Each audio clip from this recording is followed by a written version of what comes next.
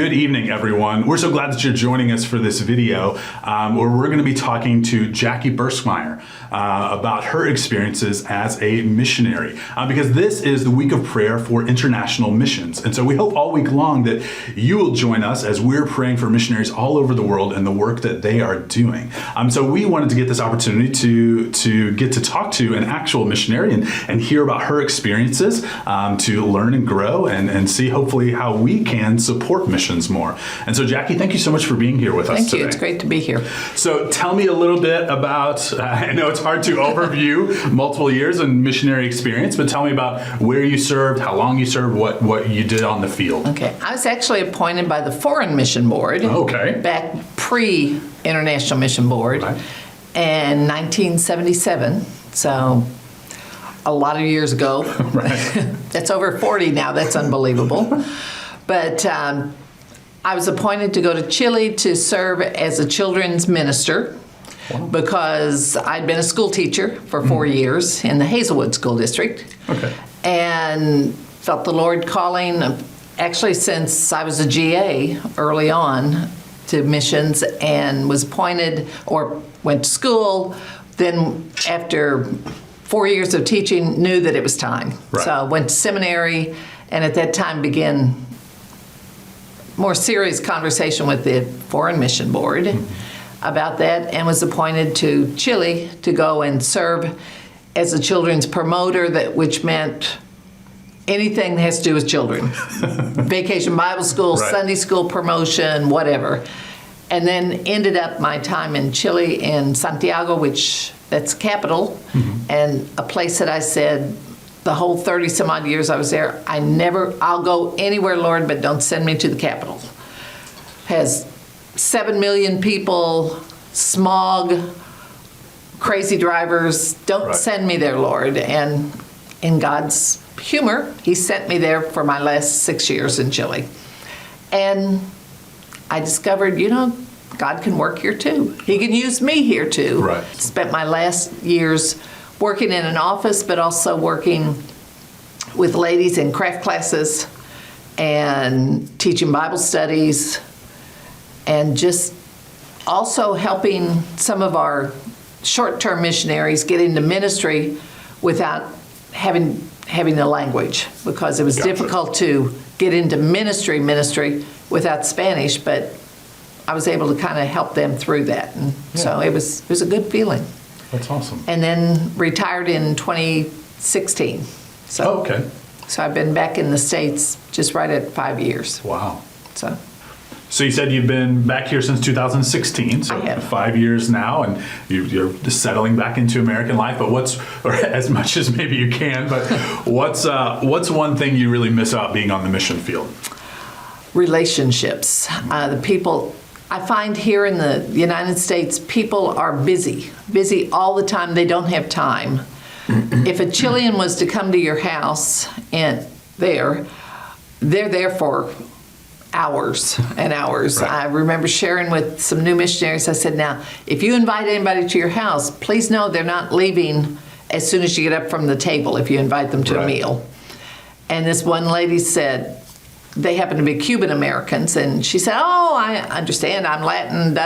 I said, if you're inviting, especially kids, and they were inviting teenagers, I said, they're probably going to stay till 2 or 3 in the morning. Oh. And she said, no. And I said, okay. I said, they don't come just for a moment. They come and they want a fellowship.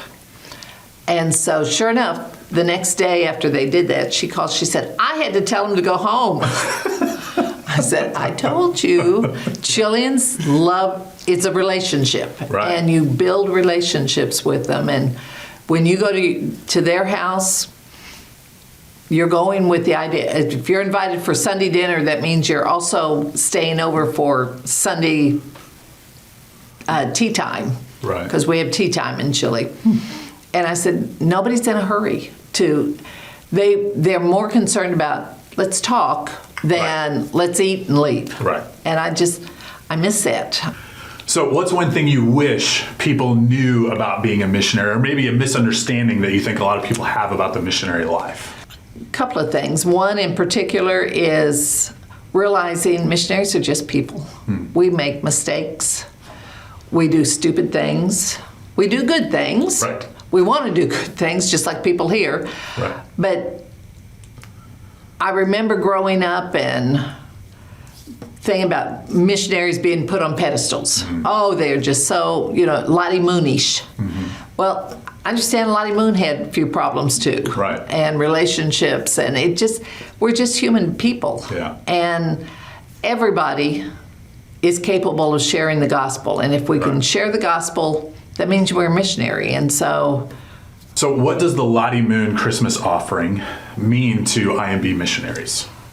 it is a wonderful ministry. Through the 30 some odd years I was on the field, as I said, bought Bibles for a Bible study.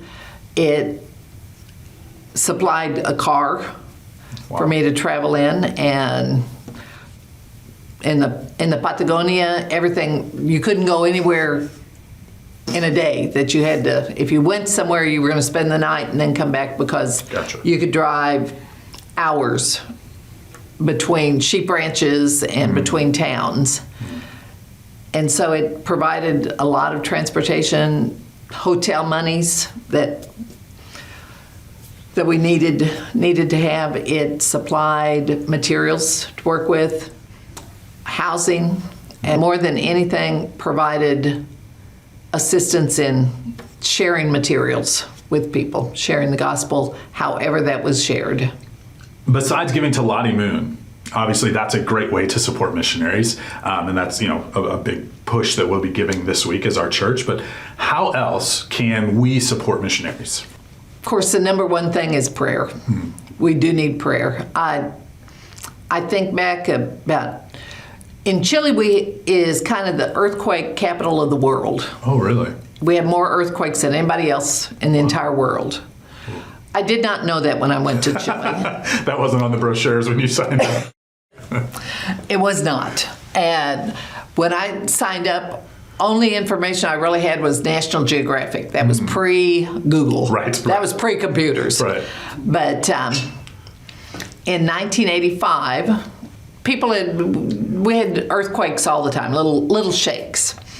But in 85, happened to be, I was what was considered the missionary of the week in all of the WMU materials.